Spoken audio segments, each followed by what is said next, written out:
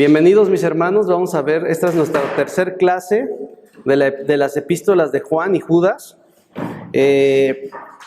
Vamos a orar, vamos a comenzar a orar. Señor, te damos gracias, Padre, por tu palabra, Señor. Gracias, Señor, porque tú tuviste cuidado de ella, Señor, y que tú has provisto, Padre, las herramientas necesarias, Padre, principalmente tu Espíritu Santo, Señor, que nos guía a toda verdad. Espíritu de Dios, yo te quiero pedir que tú nos ayudes a estudiar, Señor, tu palabra. Te pido que tú nos confrontes, que tú nos redarguyas, Señor. Queremos ser expuestos a tu palabra, Señor. Queremos ser expuestos a tu verdad. Queremos cambiar, Señor. Queremos ir mejorando. Queremos escucharte, Señor. Quita toda distracción de nuestras vidas, Señor. Quita toda deseo equivocado, Padre, por querer estudiar, Señor, en esta escuela, Señor. Nos ponemos en tus manos. Pongo a cada uno de mis hermanos, Señor. Te pongo a los hermanos que no pueden asistir de manera presencial, Señor. Te ruego, Señor, por ellos. Te ruego, Padre, que puedan ser de bendición a través del video, Señor, a través de las grabaciones. Nos ponemos en tus manos, en el nombre de Jesús. Amén. Pues comenzamos, esta es la tercera clase acerca de las cartas de Juan. Comenzamos por la carta 1. Entonces, hemos estado viendo generalidades de qué es la carta, generalidades de quién la escribió, por qué creemos que la escribió, por qué creemos que Juan, el apóstol Juan, es el autor de esta epístola. Y comenzamos platicando un poco acerca de la tarea. Yo creo que hubo un poco de dudas. Les comentaba cuál fue la tarea. Fue en dos partes. La primera parte de que platicábamos que era leer. Ustedes tienen que leer la carta así como va, en español, sin ver los comentarios, sin entrar directo. Ya ustedes tienen un conocimiento previo, que es lo que hemos platicado en las clases. Ya ustedes tienen el conocimiento de que es una carta dirigida no a una persona, sino a un grupo de iglesias, o puede ser que a los creyentes de esa época, ¿no? Entonces, Juan intencionalmente escribe la carta con un propósito no particular, sino general, y es lo que hemos estado viendo. Cuando ustedes ya llegan a la lectura de la carta con esta información, el entendimiento que nosotros tenemos de ella debe de cambiar. Y tal vez la aplicación debe de ser un poco más claro. Más que cambiar, debe de ser más claro. ¿Sale? Entonces, la parte 1 de la tarea era leer las 3 epístolas. Judas lo vamos a dejar al final. Ahorita nada más quiero que lean las 3 epístolas de Juan, porque nos vamos a concentrar en esta tríada, en 3 capítulos, 3 libros, que hay diferencias entre ellos. Aparentemente sí, o sea, no, la primera de Juan es más extensa, tiene más cosas, las otras 2 son un poco diferentes, pero las vamos a estudiar cada una. Vamos a comenzar con la primera de Juan, pero la tarea es leer las 3, ¿sale? ¿Hasta aquí alguna duda? La segunda tarea, todo el mundo me respondió que la segunda tarea era marcar las palabras que se repiten. Yo les digo que no, la segunda tarea era observar, porque no las tenían que entregar, ustedes en sus apuntes particulares y personales tienen que ir observando. ¿Cómo vamos a observar la carta? Volviéndola a leer. La primera lectura fue rápida y somera, para que ustedes tengan una noción. La segunda lectura, que es la parte 2 de la tarea, es la observación. Ustedes van a leerlo de manera pausada, van a detenerse, no hay prisa, y van a ir viendo, esta palabra, esta frase, esta situación me llama la atención. Entonces nos vamos a esperar y vamos a anotar, hijitos, esta palabra se repite, esta palabra, ámense, esta palabra como que siento que Dios tiene algo específico que puso a Juan poner estas palabras. Entonces era la parte 2, observar las palabras que ustedes consideren importantes o que llamen la atención, que el autor trata ese tema. Y la carta de Juan es una carta muy cíclica. Trata temas muy similares. Ahorita vamos a platicar un poco acerca de los temas que trata. Y los repite, y vuelve a poner ejemplos. Es una carta muy práctica. Es una carta que trata temas teológicos pero también temas prácticos. ¿Cómo vivirlo? ¿Cómo tú puedes saber que realmente eres cristiano si no haces esto? Y no estamos hablando acerca de la teología herética de la salvación por obras. No estamos hablando de que para ser salvo tú tienes que hacer esto. ¿Ok? Eso es bien importante. Por eso se estudia la teología sistemática. ¿Qué es la teología sistemática? Alumnos de cuarto. Hola, alumnos de cuarto que están en la teología es conocimiento de Dios, lógica, y sistemática, pues que llevamos un sistema para ordenar todo lo que Dios nos ha puesto en la Biblia, llevar un orden más bien, todo lo que estudiamos de Dios. Perfecto, hermana Irma, muy perfecto, muy excelente. Bueno, no es el tema, nada más como cultura rápida. Estudiamos la teología sistemática. ¿Qué es la teología sistemática? Como bien ya nos dice la hermana Irma, es el estudio de las doctrinas. ¿Qué es doctrina? De las enseñanzas que vienen a través de la Biblia. En la fuente, hagan de cuenta que la teología sistemática agarra su Biblia, la exprime y va sacando temas. Por ejemplo, la salvación, por ejemplo, el pecado. La teología propia estudia a Dios y a su vez se divide, por ejemplo, Dios se divide en sus atributos, se divide en varias cosas, ¿no? Jesús, ¿no? El Espíritu Santo, son temas doctrinales que se van a ir desarrollando. Para eso se estudia la teología sistemática, para que tú tengas en tu mentecita acerca de qué es la salvación. ¿La salvación es por obras o por fe? Por fe. ¿Cómo sabemos eso? Porque la Biblia lo argumenta. Porque hay mucho peso teológico y mucho peso de la Escritura que dice que la salvación es por fe. Ahora, hay temas, por ejemplo, que el que dice que conoce a Dios pero no ama, no ha conocido a Dios y así ese tiempo. ¿Está diciendo que para ser salvo tienes que amar a los demás? Es que no, precisamente, o sea, no tienes que amar a los demás para ser salvo. No tienes que dar para ser salvo. No tienes que muchas cosas, ¿no? Que vienen en la Biblia. Pero esto no está diciendo que no lo tengas que hacer. O sea, no está condicionando tu salvación a este tipo de cosas. Por eso estudiamos la doctrina de la salvación también.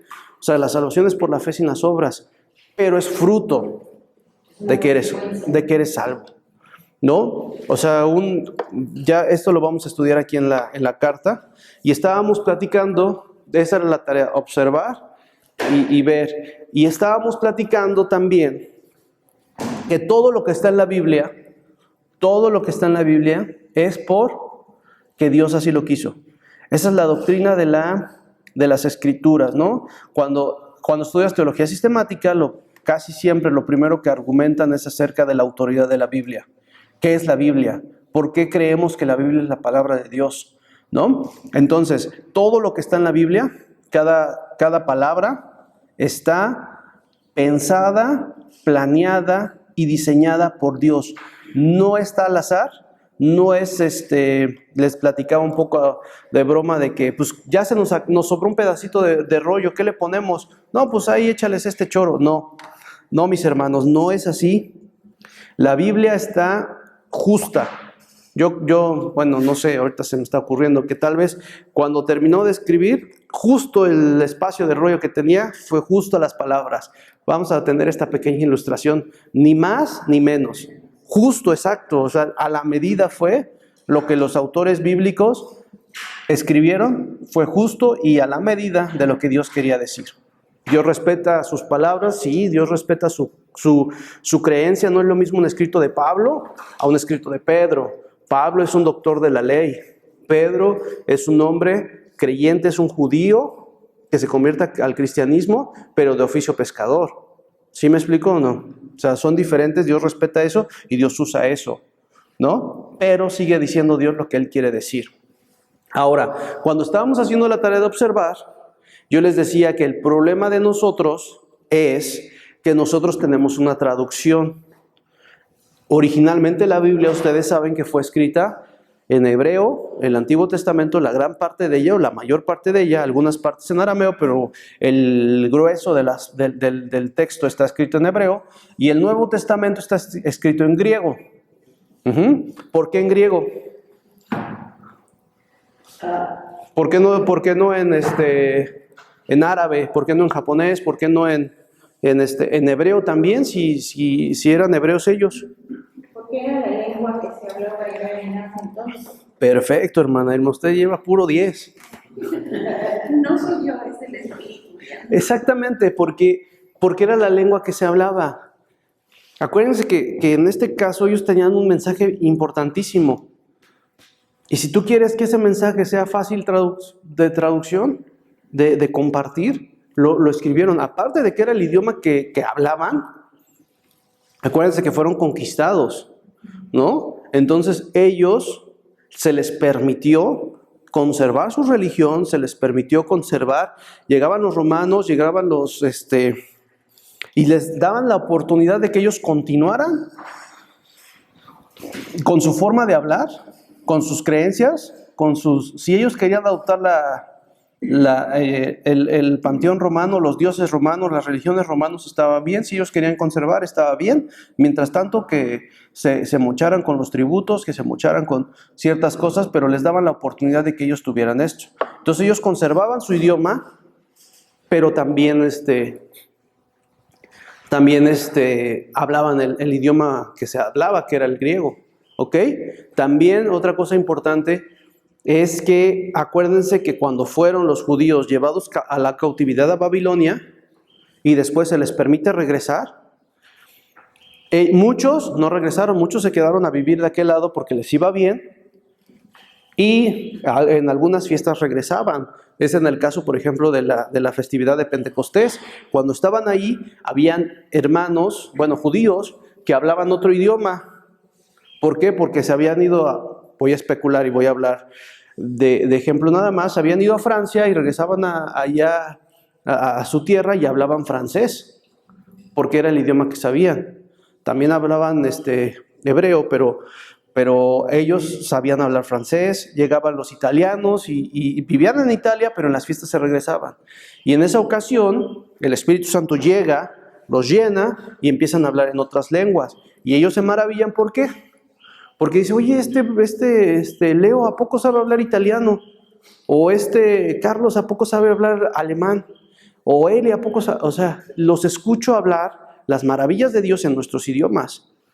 ¿Sale? Porque era necesario que ellos, los que se regresaban para allá, llevaban el mensaje, ¿no?, de salvación de Jesucristo. Entonces, el problema de nosotros, la vamos a observar en español, pero les estábamos platicando un poco al principio acerca del problema, no tan grave, pero sí es un problema, de la traducción, que nosotros tenemos una traducción del griego, se tradujo al español, y en eso depende mucho, les decía que depende mucho del traductor, y pusimos un ejemplo muy obvio.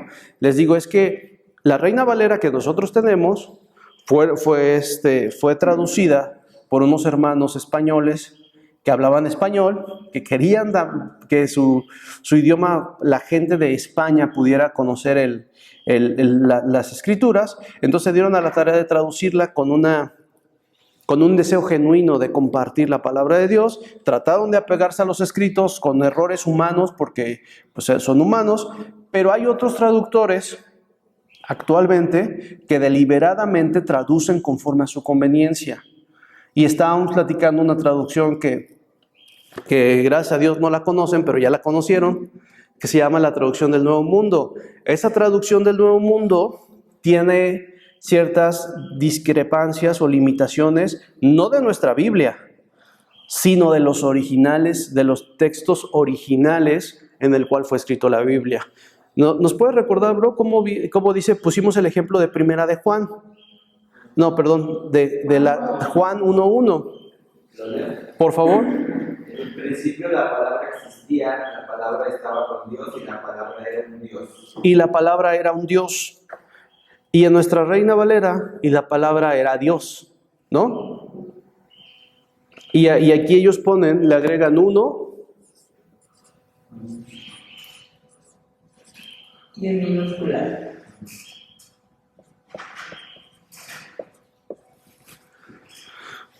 Y nosotros dice, en el principio era el verbo era con Dios y el verbo era Dios, con mayúscula, ¿sale?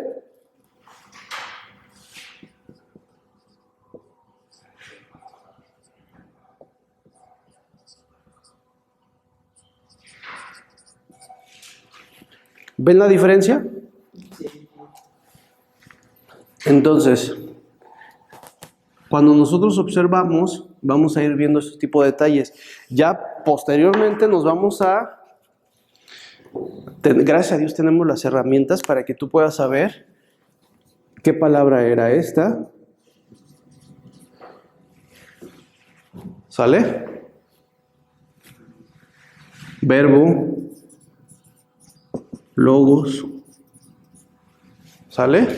O sea, tenemos las herramientas y tenemos los diccionarios y tenemos muchas cosas, pero eso va a ser posteriormente, ¿sale? ¿Tienen alguna duda respecto a la tarea? No. En ese original dice era, también fuimos, fui, estuvieres. ¿De Primera de Juan? Ok. Vamos a... Déjenme encuentro Primera de Juan porque estoy en Juan ahora.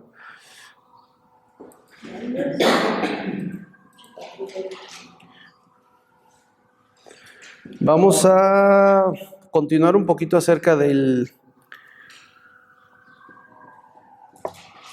la introducción a Juan.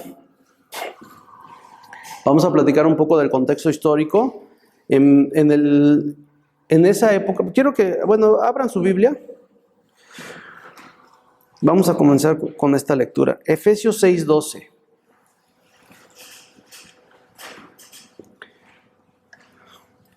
Efesios 6:12.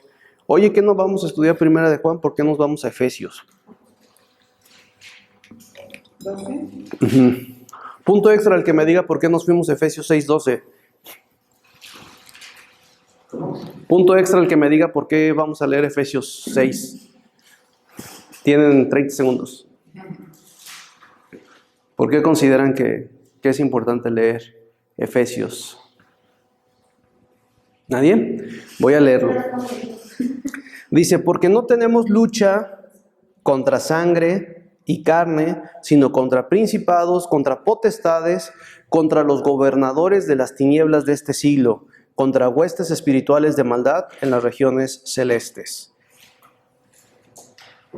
¿Cómo ven este texto? Porque no tenemos lucha contra sangre ni contra carne. ¿Ustedes qué entienden de eso? Sí, hermana Irma. Bueno, que la lucha que tenemos, las luchas diarias de nuestra vida, si tenemos problemas con alguna otra persona o con algún hermano, no es contra él la guerra, sino contra los espíritus que operan en este mundo, que llevan un orden, principados, potestades. Que es lo que le dice aquí, ¿no? Las huestes espirituales de maldad que existen en el mundo. Ok. Entonces, pues debemos de orar para que Dios tome el control de eso. Esa maldad que opera en la gente. Perfecto. ¿Alguien más? Creo que es muy claro lo que dice la hermana, ¿no? Entonces, Efesios. ¿Quién escribió este fragmento que acabamos de leer? ¿Lo saben, hermanos? La carta. La carta de Efesios. Pablo. ¿Dirigida a quién? A la iglesia que está en Éfeso, ¿no? Éfeso. ¿Sale? ¿Y qué es Éfeso? ¿Así se llamaba la iglesia? Así como su vida nueva, ellos se llamaban la iglesia de Éfeso. Éfeso era una ciudad, era una región, ¿no? ¿Y por qué salimos a esto? Porque quiero que ustedes vean un poco acerca de qué tipo de ciudad era esta. ¿Por qué? Porque Juan, cuando escribe esta carta, se puede decir que él era el encargado de esta zona.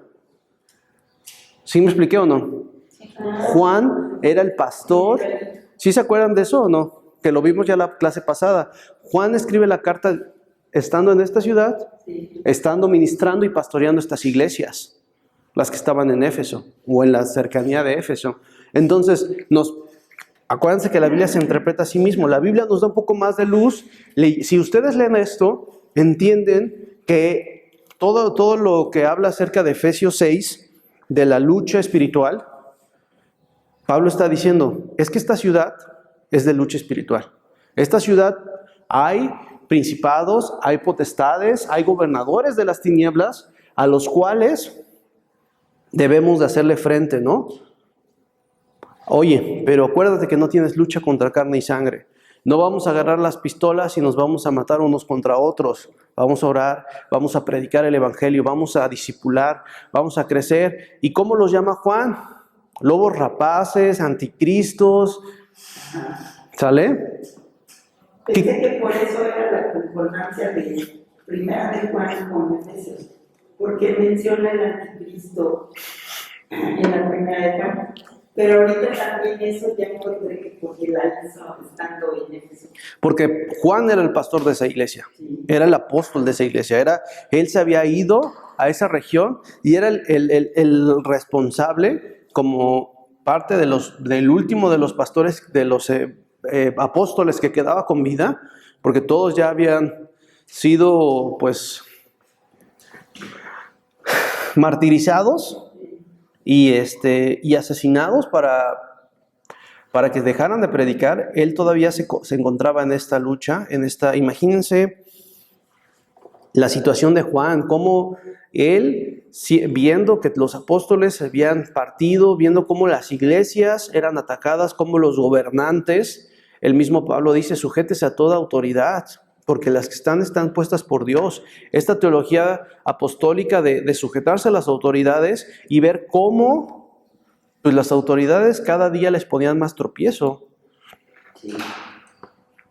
¿Y qué dice Pablo? Acuérdense que no es lucha contra carne y sangre. Entonces, el apóstol Juan, es importante que nosotros tengamos esto en mente porque la iglesia estaba siendo atacada. Estaba siendo atacada por huestes espirituales de maldad que se manifestaba a través de hombres, de falsos maestros. ¿Y por qué era todo esto? Aquí vamos a estudiar, vamos a tener, yo aquí tengo varios comentarios, pero vamos a ocupar de base el comentario para que ustedes a ver si lo pueden conseguir. Y si no, luego platicamos. Se llama, es un comentario muy completo, que es el del pastor John MacArthur. El pastor MacArthur habla acerca de cómo, parte por parte de la epístola, de las epístolas, se llama de Primera de Pedro a Judas, comentario MacArthur del Nuevo Testamento, y vamos a usarlo de texto base, en él nos vamos a basar para hacer el desarrollo de toda la clase. Comentario MacArthur del Nuevo Testamento, son varios tomos, está bien choncho, son varios tomos y la verdad nunca lo he visto físicos, yo lo tengo aquí en el software, tengo una licencia del software para tenerlo aquí, pero son varios comentarios, ¿no? Entonces se llama de Primera de Pedro a Judas, ¿sale? O sea, abarcan esas cartas de Primera de Pedro hasta Judas. Sí, hermano, no se preocupe. Y comienza el pastor poniéndonos una introducción acerca del mundo grecorromano del siglo I. Greco-romano. O sea, ¿dónde estaba parado Juan y cuando escribió esto? En el siglo I, en el año 100. ¿Sale? Ahorita estamos en el 2022. O sea, hace mucho tiempo. Estaban en el siglo I, estaban pasando, ¿qué era lo que había? Dice aquí, él lo analoga como una fermentación cultural. ¿Qué es eso? ¿Qué es una fermentación cultural? Un fermentado, ¿qué es? Cuando las bacterias empiezan a comer el azúcar y se empieza a fermentar algo y se empieza a hacer un cochinero. Bueno, entonces empieza a hacer una fermentación cultural, filosófica y religiosa. Hagan de cuenta que echaban en una licuadora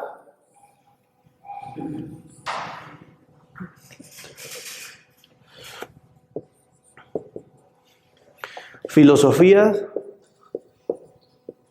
religión, cultura. Agarraban y echaban, que el Día de Muertos vamos a echarlo acá. Y no, pero que vamos a ponerle algo de religión, pues que sea de todos los santos muertos o los difuntos. No me acuerdo cómo. Y ahorita viene el tema de esto, ¿no? Y así, algo parecido. Entonces decían que el Día de Muertos, órale, pero vamos a ponerlo un poquito religioso, ¿no? Todos los santos difuntos y vamos a agarrarlo como día, ¿perdón? Una mezcolanza. Y luego, no, pues que cultural, no, pues que la cultura prehispánica y ahí lo echan. Y filosófico es que la muerte, todos somos parte de la muerte, algún día nos vamos a... Y ahí le echan su choro de filosofía de la muerte y ahí lo corrompen. No, pues otro tema, la humanidad, no, es que el superhombre, ¿no? Y entonces empezaban ahí todo, porque acuérdense, Grecia, ¿quién es Grecia? ¿Cuál es la cultura grecorromana, no?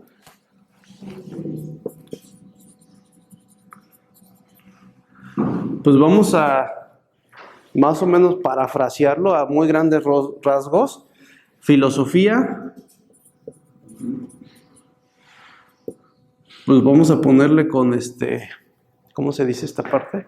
Carnalidad. Más religión, yo creo.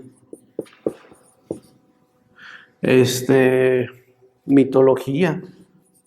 ¿Esa es la fermentación? Sí, o sea, el mundo grecorromano. Ajá. ¿Qué era el mundo grecorromano? Era filosofía, los grandes filósofos griegos, ¿sale? Eran todos aquellos que buscaban el purismo, que buscaban la sabiduría, la filosofía, la ideología platónica, la ideología, todos los estudios de Sócrates, todos los estudios de todos los grandes filósofos griegos. Era la carnalidad y la barbaridad de todo lo que son los mismos, los griegos y los romanos, ¿no? Como ya en esta época las olimpiadas, ¿no? Que ahorita lo vemos muy bonito de que, no, que los deportes, pero en realidad las olimpiadas griegas no eran algo tan así. Ellos practicaban orgías realmente, porque sus ejercicios y todo eso lo hacían desnudos y era promovido por la promiscuidad más que por el deporte, como ahora es. ¿Ok? Entonces todo el mundo iba a ver a las muchachas y a los muchachos y acuérdense cómo están así las grandes esculturas con los torsos descubiertos, los músculos bien torneados. Entonces era más que deportivo, era promiscuidad, ¿no? Entonces todo eso, la religión, pues me gusta Dios, lo agarramos, todo ese sincretismo, esa palabra... Sincretismo, se las voy a poner porque por si se la encuentran.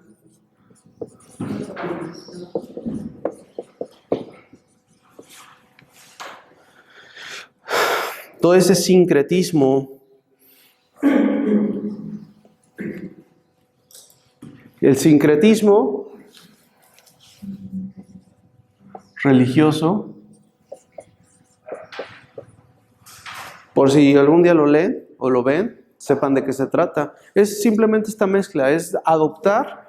Llegan los españoles a México, ven a la diosa no sé qué y la adoptan como la Virgen de Guadalupe y les dicen, bueno, ya no se va a llamar, no me acuerdo cómo se llama la de aquí, pero vamos a poner, ya no te vas a llamar Xóchitl, ahora se va a llamar María.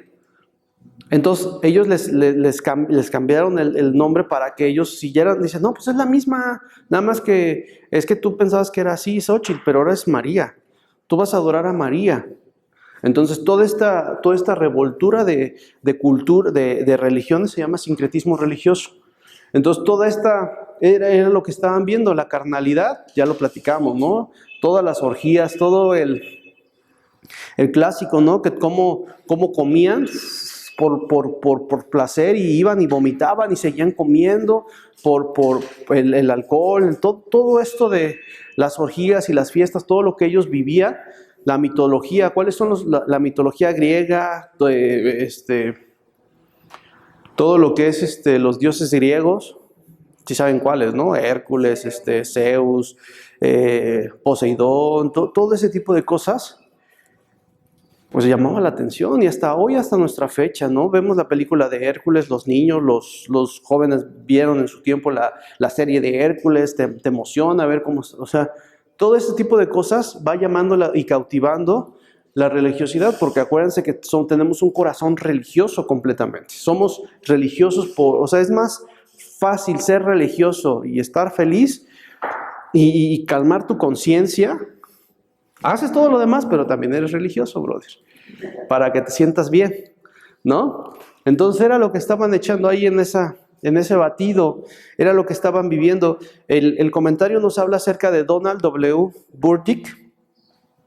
Se los voy a leer cómo él habla acerca de esto.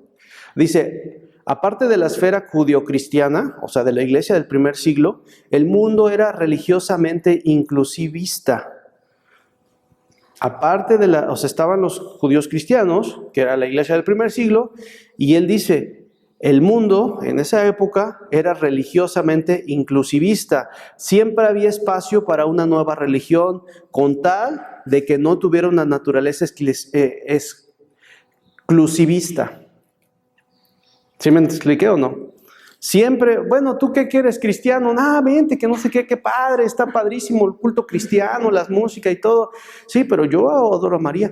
No te preocupes, tú también puedes adorar a María. O sea, es eso. Pero si tú le dices, no, brother, es que la salvación es por la fe sin las obras. ¿Cómo crees? Entonces ya, no, es que no está bien la vida homosexual, tienes que reformarte, es que no está bien esto. A ver, espérate, ya no me está gustando. Entonces, el mundo, en esa época, tenía todas las cosas padres y todas las cosas bonitas, vénganse, pero nada más no me digas que lo que yo estoy creyendo está mal. Si se mezcla bien, y si no, como el movimiento ecumenismo, es lo mismo. Ahorita todavía no llegamos ahí, pero nada más, todo esto, iglesia grecorromana, siglo I. Ustedes como iglesia, 2022, cristiana, en México, ¿tendrá alguna similitud? Bastante. Sigamos. Dice, sin embargo, el sincretismo no se limitaba a expresarse simplemente con un ambiente de tolerancia hacia otras creencias. Su expresión característica estaba en la combinación de varias ideas y de creencias de diferentes fuentes para formar nuevas o aberrantes religiones. Esta fue la era del desarrollo de las religiones misteriosas, del ocultismo y de la proliferación de sectas gnósticas. ¿Qué era? El sincretismo religioso. Lo que hacían, tenían sus dogmas o sus creencias,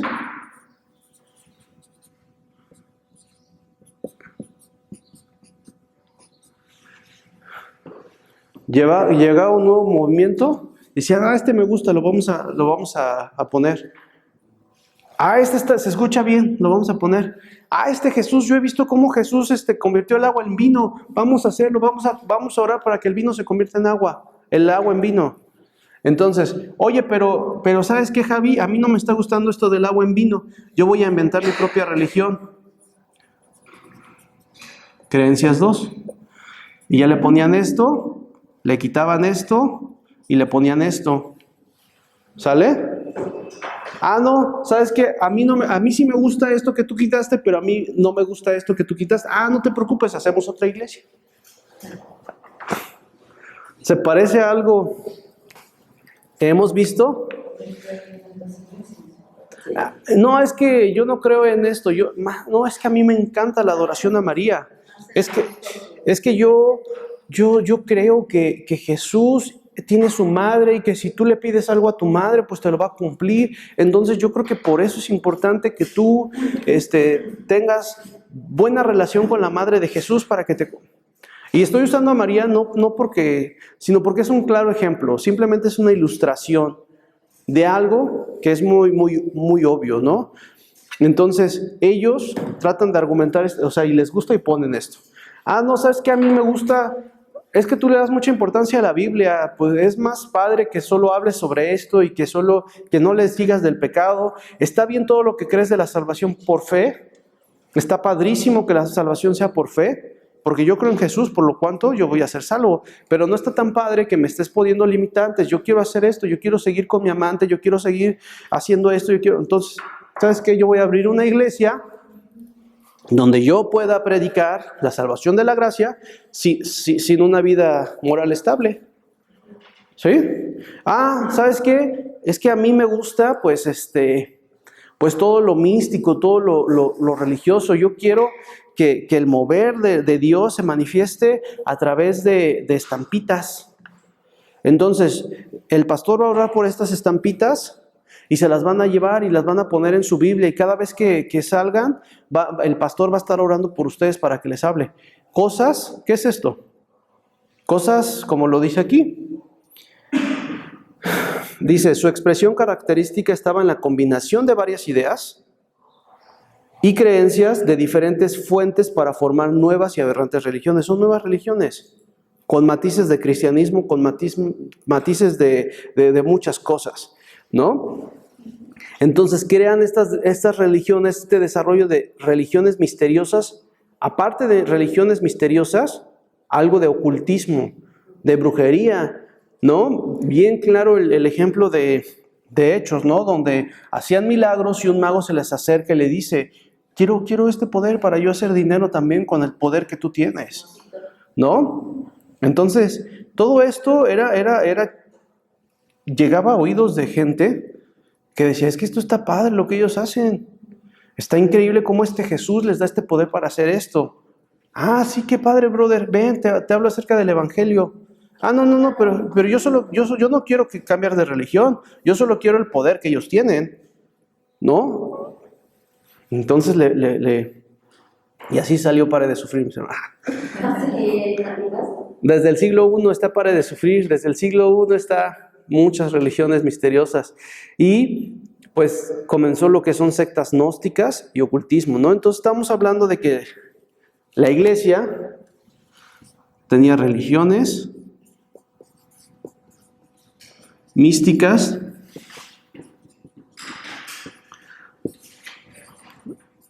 gnósticos y ocultismo.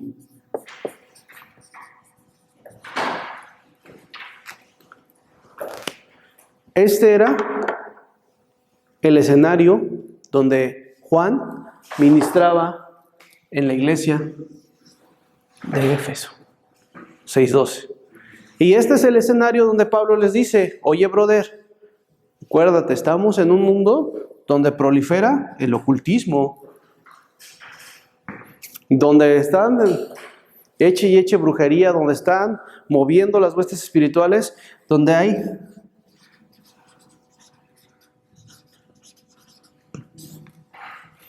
oye, si no te mueve pues la religión, si no te mueve la filosofía y el gnosticismo, si no te mueve el poder de las fuerzas ocultas y de las fuerzas sobrenaturales, pues a lo mejor las chicas sí te mueven, a lo mejor las fiestas sí te mueven, a lo mejor el libertinaje sí te mueve. Satanás tiene estas cartas bajo la mesa siempre, desde la iglesia 1. Ahí las tiene. Y lo chistoso es que funcionan. Y lo chistoso es que siguen funcionando. No ha cambiado la estrategia, no ha cambiado la forma de atacar, no ha cambiado. Todo esto, ¿qué es lo que te hace?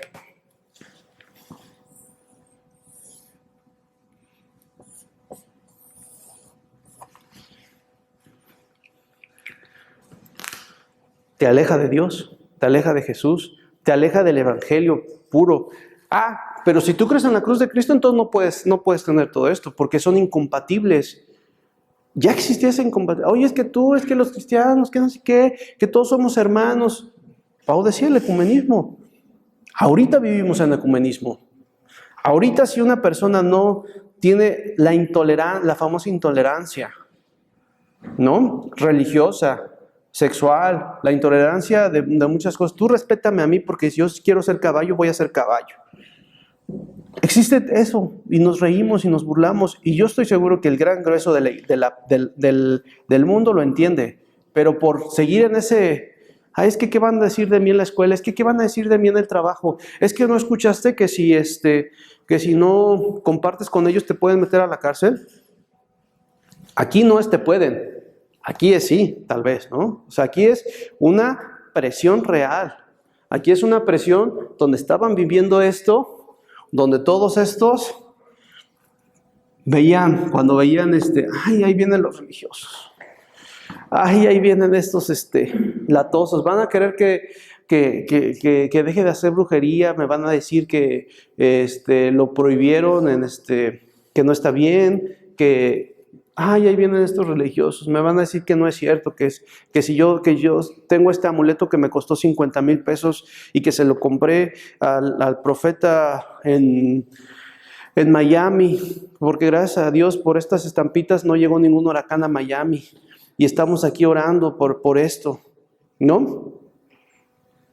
Todo eso les da comezón, el evangelio les da comezón. ¿Y cómo los nombra Juan?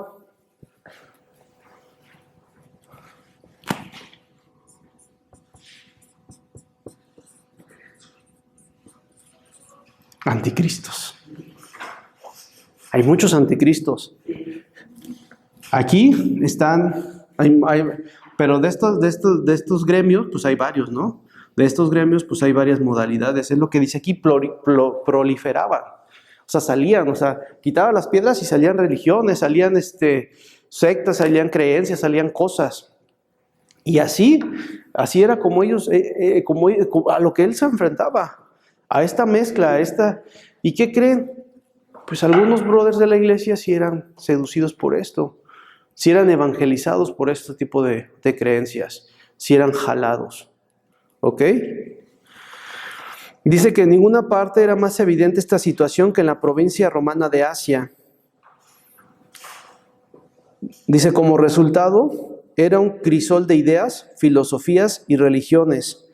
Las religiones también eran el centro de adoración de innumerables dioses falsos, entre ellos Asclepio, Atena, Zeus, Dionisio, Cibeles, Apolo, Artemisa, cuyo magnífico templo se encontraba en Éfeso, una de las 7 maravillas del mundo antiguo.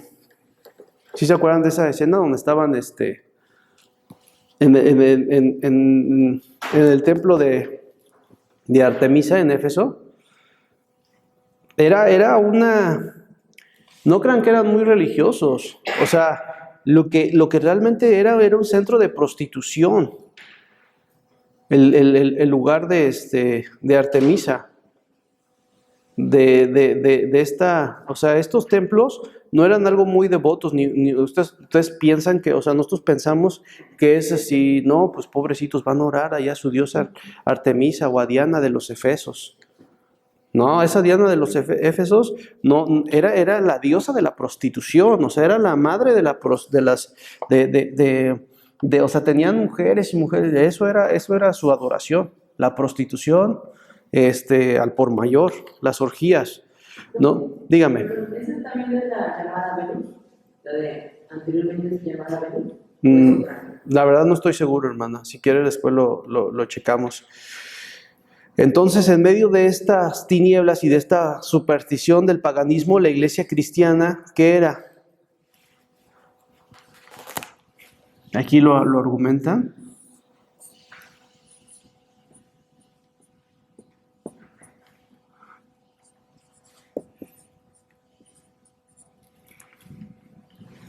Era un faro de luz que alumbraba. ¿Sale? Es simplemente una analogía, ¿no? Es simplemente como... ¿Y se acuerdan de Juan? Porque tú eres luz. ¿En medio de qué? ¿Sale? Ya vamos más o menos abriendo un poco. O sea, en medio de esto había unas chispitas que brillaban. Muy pequeñitas, pero ahí estaban. ¿no? El que conoce a Dios no puede vivir en la oscuridad, sino brilla. No para salvación, otra vez, recalco, no para salvación. Porque eres luz, porque Dios es luz. ¿Sale? ¿Hasta aquí tienen algún comentario alguien? Todo esto representaban una inevitable amenaza, tanto a nivel externo, la iglesia,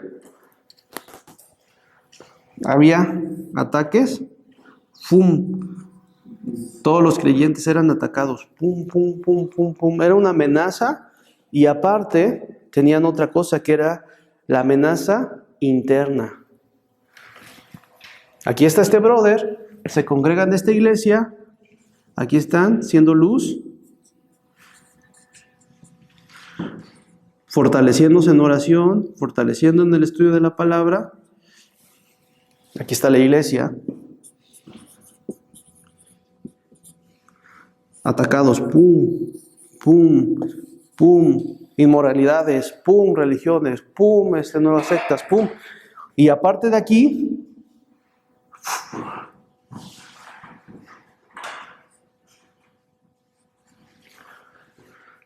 había gente dentro de la iglesia que escuchaba y que le decía, oye Pau, ¿qué crees? Estoy escuchando a este predicador y lo que dice el pastor Vitelio no es cierto, porque es que lo vi en YouTube, es una conspiración, y es que pues realmente el pastor Vitelio pues no nada más estudia la Biblia, pero si te das cuenta hay otros libros que pueden funcionar más, porque la Biblia se basa en otros libros, y es que no quieren que sepas, pero no digas, pero ven, te invito para que veas, vamos a ver estos videos, o vamos a hacer, y así. Entonces, gente que había sido evangelizada, vamos a decirlo, seducida por filosofías, por estos anticristos, de adentro, comienzan a hablarle a la gente y comienzan a confundir, la palabra es confundir, a los hermanos que no tenían una fe sólida, un cimiento a lo mejor a los nuevos, a lo mejor a los que ni siquiera eran cristianos. Y dicen, oye, pero es que si el pastor aquel que predicaba tan bonito y que sabía tanto de las escrituras, se convirtió al catolicismo, se convirtió a los testigos de Jehová, es que no has visto, mira aquí dice, pastor evangélico se convierte a testigos de Jehová. Entonces, pues es que a lo mejor sí estamos mal, a lo mejor él está bien. Entonces todo eso era la iglesia. Y Juan está viendo esto, está viendo, oye, ¿qué está pasando? ¿Qué está pasando? O sea, estamos siendo atacados, estamos siendo confrontados. Hay una guerra evidente. Hay una guerra evidente contra las tinieblas, contra los potestades de maldad, contra voy a volver a leer. Aquí lo tengo.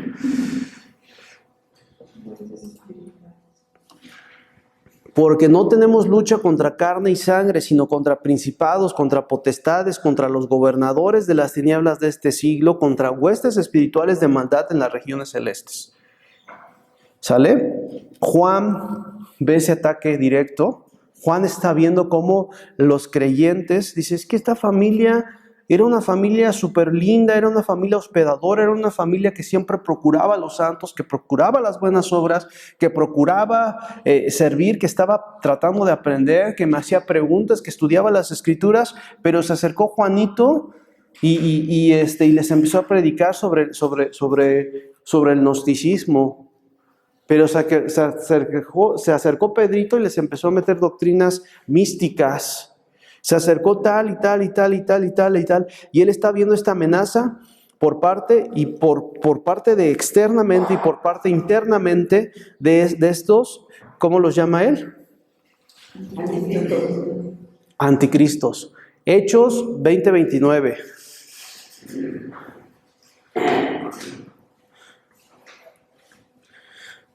Porque después de mi partida, después de que se discipuló esta región, después Después de que se cimentó una iglesia en esa región, hay una profecía que aquí se argumenta. ¿Quién me ayuda a leerla?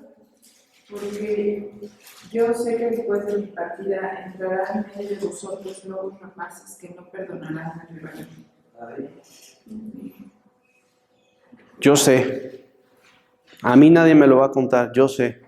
Por eso no tenemos lucha. Pero estas ovejas no son ovejas, son lobos rapaces que no perdonarán a la grey. ¿Sale? Esta es la iglesia de Éfeso. Mateo 7:15. Hay una ordenanza en el libro de Mateo que dice: guárdense de los falsos profetas, porque vienen a ustedes vestidos de ovejas, pero por dentro son lobos rapaces. Una característica más de estos. ¿Cómo va a venir? ¿Cómo va a venir? ¿Y cómo son los vestidos de las ovejas? A ver, póngame un ejemplo. Imagínense que yo soy un lobo rapaz y vengo disfrazado de oveja. ¿Qué comportamiento ven en mí? Soy amable, soy humilde, servicial, agradable, conozco muy bonito de la Biblia, hablo muy bonito, les digo, sí, hermanos, claro que sí, que hablo con jerga cristiana. ¿Sale? Esa es la característica de un lobo rapaz. O sea, ahora sí que dijera mi suegra, no va a venir y, a ver, denme su dinero, yo soy un lobo rapaz y los voy a matar. No, viene la característica. Sabemos que van a venir, no abiertamente, sino ocultamente. Es difícil reconocerlos. Por eso la carta de Juan nos da un perfil de estos anticristos. Por eso la carta de Juan nos abre un poquito el entendimiento para que nosotros podamos identificar estas amenazas latentes. Esa es la importancia de esta carta. Esta es la importancia de por qué fue escrita.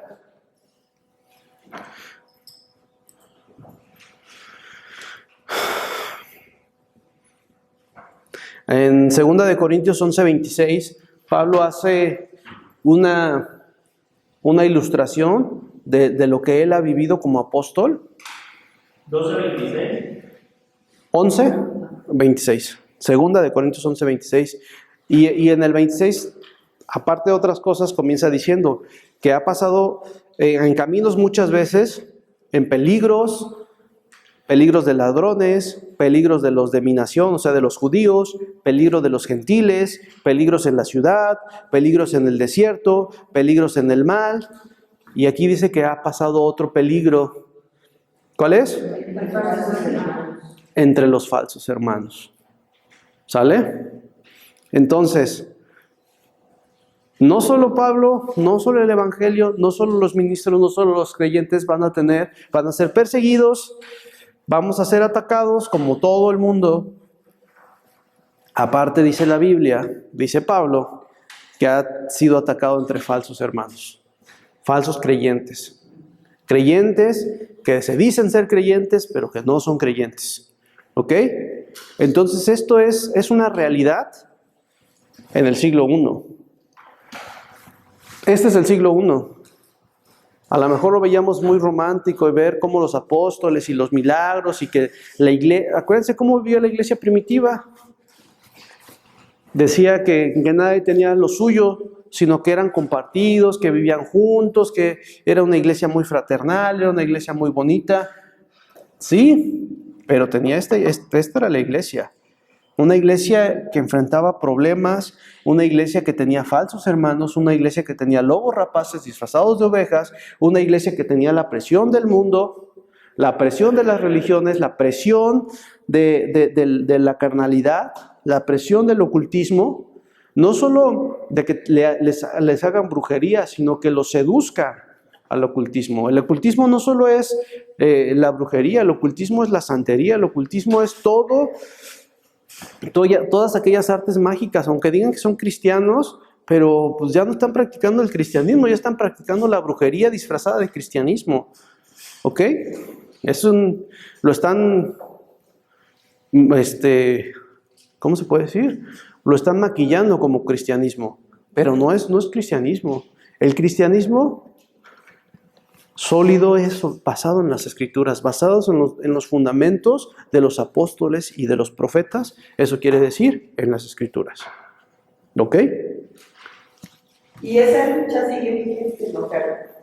Esa lucha, lo vuelvo a repetir, Satanás tiene sus mismas cartas. Satanás tiene sus mismas cartas que han funcionado, que siguen funcionando. Tristemente siguen funcionando. Y si Dios dejó escrita primera de Juan, ¿por qué siguen funcionando? Porque siguen funcionando las otras. ¿Sabes por qué? Porque no estudiamos, porque no nos comprometemos, porque no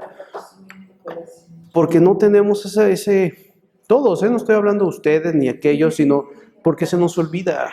Por eso es importante, de día y de noche meditarás en este libro de la ley para que cuides de hacer las cosas que en él están escritas. Haciendo esto prosperarás y no caerás jamás. ¿Sale? Es fácil. Somos seducidos muy fácilmente. Soy seducido muy fácilmente. Por eso la rendición diaria, por eso la rendición total al Señor cada día. ¿Sabes que ayer me equivoqué? Ayúdame para que hoy no me equivoque. ¿Sabes qué, Señor? Por eso el congregarnos. Oye, pero no me estás diciendo que en la iglesia hay lobos rapaces. Sí, pero también hay hermanos genuinos. También hay pastores genuinos. También hay hermanos que así como tú están luchando, que así como tú están batallando, que así como tú quieren servir a Cristo. La importancia de congregarse, la importancia de estar aquí, la importancia de tener estos recursos. De verdad, ahora es muy fácil discipularse. Los hermanos que nos están viendo a través del video, ustedes pueden volver a ver el video. No hace mucho tiempo, pues llegabas, tomabas el estudio y lo que podías apuntar y lo que podías captar y ya, ¿no? Y ahora tenemos la oportunidad de ver la película, de volver a ver el video, de ver otros estudios en internet. Hay muchos libros, está la Biblia MacArthur, física, está muchos temas que nos ayudan a entender, ¿no? Entonces, se filtraban a las iglesias y comenzaban a hacer mella en la iglesia de Asia. Algunas se habían dividido, o sea, ya había divisiones dentro de las iglesias. Ellas, los falsos maestros y sus seguidores. Primera de Juan 2:19 dice, salieron de nosotros, pero no eran de nosotros, porque si hubieran sido de nosotros, habrían permanecido con nosotros, y salieron para que sea manifestado a todos que ellos no son de nosotros, ¿ok? Apocalipsis 2:3 dice, y escribí al ángel de la iglesia de Éfeso, el que tiene las 7 estrellas en su diestra y el que anda en medio de los 7 candelabros de oro, dice esto. ¿Qué le dice Dios a la iglesia de Éfeso? Yo conozco tus obras y tu arduo trabajo y paciencia, y que no puedes soportar a los malos, que has probado a ¿quiénes? A los que se dicen ser apóstoles y no lo son, y los has hallado mentirosos, y has sufrido y has tenido paciencia y has trabajado arduamente por amor de mi nombre y no has desmayado. Dios sabe que tienes esta lucha. Dios sabe que la iglesia de Éfeso tiene esta lucha y la anima en Apocalipsis y les dice, yo conozco tus obras, yo conozco que has trabajado arduamente, yo conozco tu paciencia, yo conozco que no puedes soportar a los malos, que tienes este celo por la palabra de Dios, que tienes este celo, que has probado, que has sido dañada por aquellos que dicen ser apóstoles y no lo son y los has hallado mentirosos. Éfeso, sabemos, Dios sabe que ha sido lastimada por aquellos líderes que han dicho que son cristianos y que te han lastimado y que son falsos maestros, pero como dice la primera de Juan, salieron de nosotros, pero no eran de nosotros. ¿Por qué? ¿Para qué? Para que sea manifiesto a todos que no son de nosotros y para probar tu fidelidad. Para probar tu fidelidad. Para forjarte un carácter, para que veas en quién estás poniendo tus ojos, en el maestro, en el pastor, en el hermano, en la familia o en Dios. Los humanos fallamos, yo fallo millones de veces, Tenía un hermano que nos discipulaba a mi esposa y a mí en el área matrimonial, y él decía, por favor, no vean mi vida, no me vean a mí, vean a Dios, yo les presento las verdades bíblicas. Gracias a Dios él sigue su matrimonio bien y todo, pero ¿qué tal si su hermano se hubiera divorciado? No, pues tal hermano me enseñaba de la Biblia cómo mantener mi matrimonio y velo. Ahora sí que como dicen por ahí, ¿no? Escucha lo que dicen, pero no hagas lo que hacen, ¿no? Pero gracias a Dios este hermano sigue y todo, pero él siempre decía eso, no me veas a mí, porque yo puedo fallar. Y lo malo es que ya nos lo han dicho, y lo seguimos haciendo, sigue funcionando, ¿no? Pero bueno, sigamos porque ya se nos está acabando el tiempo.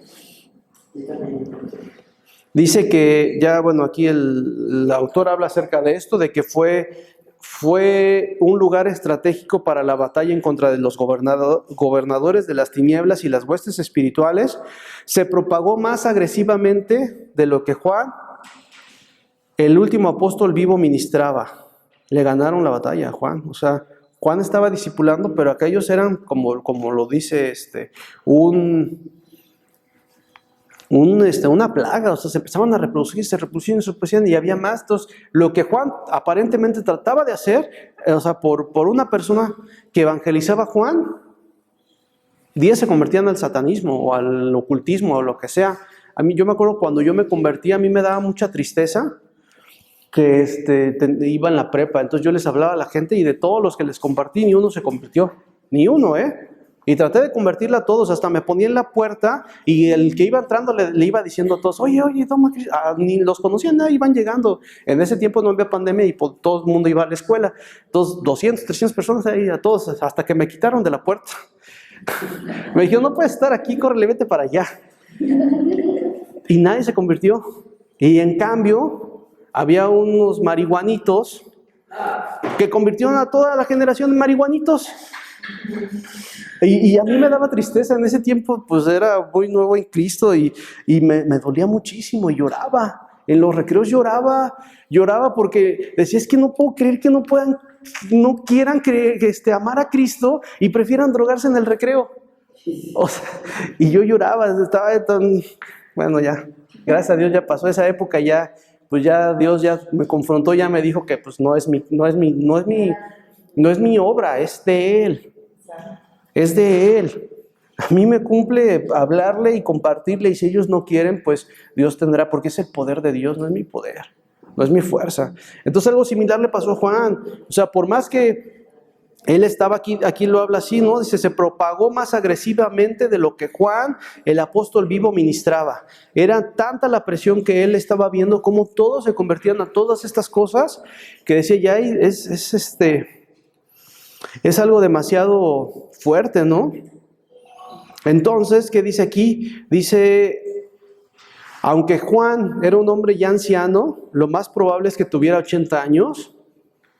Dice, no había disminuido su celo ardiente por la verdad, reconociendo los peligros y las amenazas de las congregaciones bajo su cuidado. Dice, el apóstol tomó la pluma para defender la fe que ha sido una vez dada a los santos. Rápidamente, Juan agarra, hasta poéticamente, agarra su pluma y dice, esto no puede ser así. Y él empieza a escribir para defender la fe. Es una carta apologista, es una carta que defiende y que confronta todas estas ideas que ellos creían que estaba bien. No está bien. No está bien que los hermanos digan que aman a Dios y aborrecen a sus hermanos. No está bien que digan ser luz y anden en tinieblas. No está bien, no está bien, no está bien, no está bien. Y ¡pum! Se empieza duro y a la cabeza con temas teológicos, pero también con temas prácticos. Los temas teológicos, ustedes están aquí, ustedes están viviendo una religión. Ustedes, creyentes de la primera época de la iglesia de Éfeso, están viviendo unas religiones, están viviendo misticismos. Ustedes creen que sirven a Dios y están haciendo esto. Ustedes creen que sirven a Dios, pero están haciendo esto. Ustedes viven ocultamente. Ustedes viven en carnalidad. Usted está viviendo una religión, eso no es ser cristiano.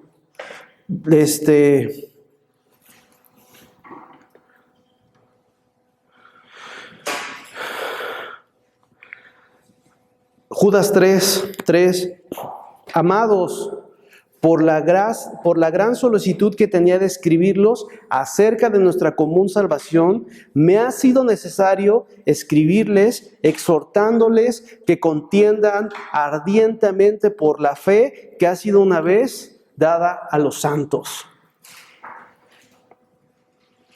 Ahora, el pastor MacArthur cierra esta introducción diciendo: nuestra era inclusivista del secularismo y relativismo posmoderno, las sectas de la nueva era y los militantes de las religiones del mundo, las palabras de advertencia y convicción del apóstol son a la vez oportunas y relevantes. Como siempre, la iglesia ignora su propio peligro. Lo voy a volver a leer porque como que me trabé un poco. En esta época, en esta era de inclusivismo, en esta era de todo está bien, si tú estás en contra de alguien estás mal, en esta época de relativismo, lo que está bien para mí no necesariamente tiene que estar bien para ti, porque no hay verdades absolutas, porque lo que para mí es bueno, pero por lo que para ti es bueno. Si para ti es bueno tener una sola esposa, para mí es bueno tener varias amantes. Entonces no te metas conmigo. Eso está hablando. En esta época de sectas de nueva era, de religiones bien locas, religiones de Maradona, religiones de muchas cosas locas, tontas, que insultan el intelecto humano, ¿no? Que insultan que denigran al hombre. Y eso es lo peor, es que el diablo quiere denigrar al hombre, quiere hacerlo un animal, quiere hacerlo una persona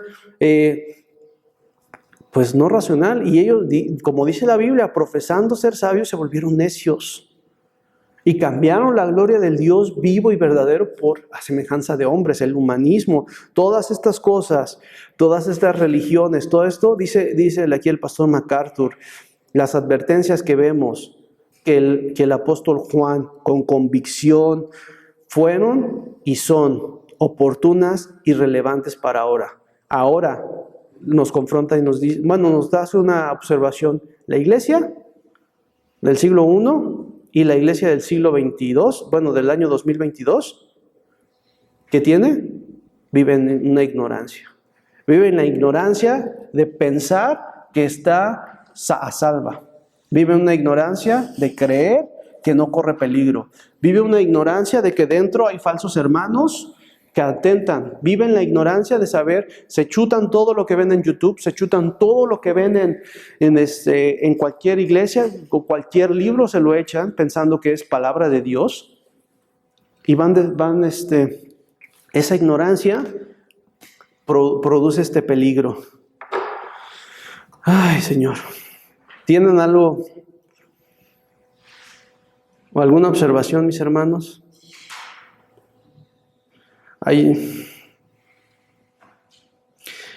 La vez pasada, rápidamente, esto no quiero profundizar mucho en ello, pero la vez pasada platicamos que existe cierta similitud entre la carta de Juan y el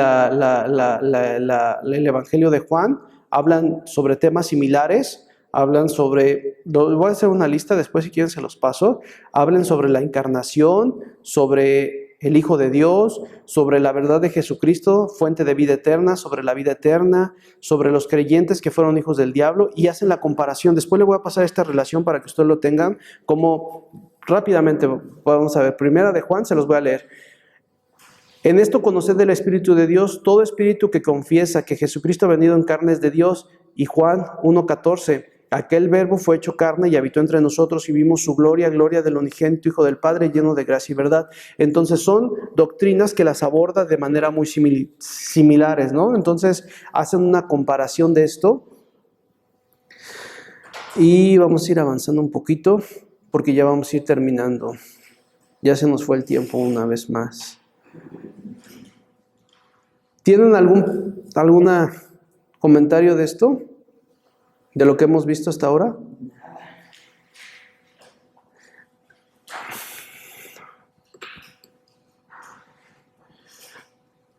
Vamos a terminar porque ya se nos acabó el tiempo. Vamos a orar. Señor, te damos gracias, Padre, por tu palabra.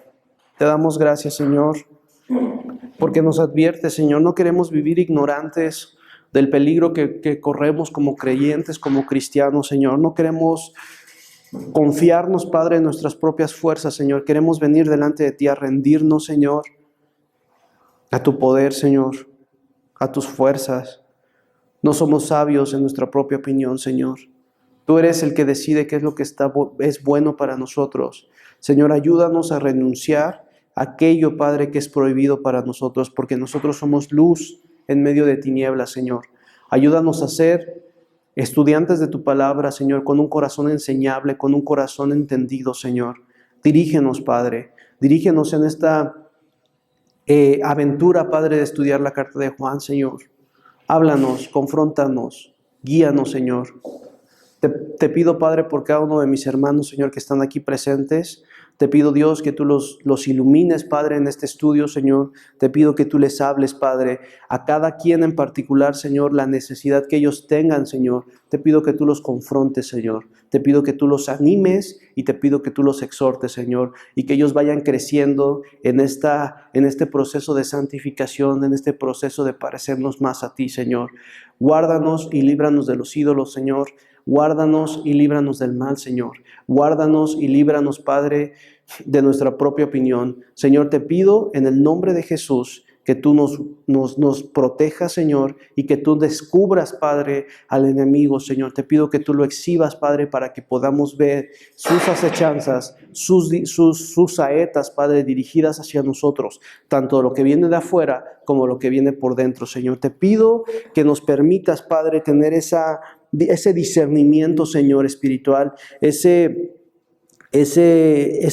calidad, Padre, de poder entender, Padre, lo que es correcto y lo que es incorrecto, y lo que viene de ti y lo que viene del mundo, Señor. Nos ponemos en tus manos, en el nombre de Jesús. Amén. Tarea. Estamos aquí en la observación. ¿Sale? Ya vieron las palabras. Y ahora van a sacar temas. Wow. ¿Qué son temas? Amor al prójimo. O sea, ustedes van a ir leyendo, van a ver la palabra clave y ustedes van a decir, ¿qué Dios me quiere enseñar con este fragmento que aquí logré rescatar? No me lo van a entregar, repito, no me lo van a entregar. Ustedes van a sacar los temas importantes. O sea, la palabra, no son palabras que se repiten, son palabras importantes o trascendentes de la carta que ustedes dicen, esto es sobresale. O sea, porque no me van a mandar él, los, así, ¿no? O sea, sino palabras trascendentes e importantes. Van a priorizar las más importantes y van a desarrollar temas. O sea, van a ver, de este fragmento yo siento que Dios podemos traer esta enseñanza de amor fraternal, de lo que ustedes consideren. ¿Sale? ¿Solo de Primera de Juan? Solo de Primera de Juan. No hemos pasado a las segundas cartas, estamos en Primera de Juan. Y eso es para ustedes. No quiero que me lo entreguen, quiero que ustedes lo tengan. ¿Sale? ¿Alguna duda? Muchas gracias. No, gracias a Dios, mi hermana Eli. Gracias por les quiero agradecer su paciencia, su amor y su disposición de poder haber venido un poquito antes. Ya la siguiente clase ya viene Ángel, él me pidió que termináramos temprano porque él también tiene que avanzar y ya la siguiente clase va a ser igual que siempre, nada más fue esta única y espero última ocasión, ¿va?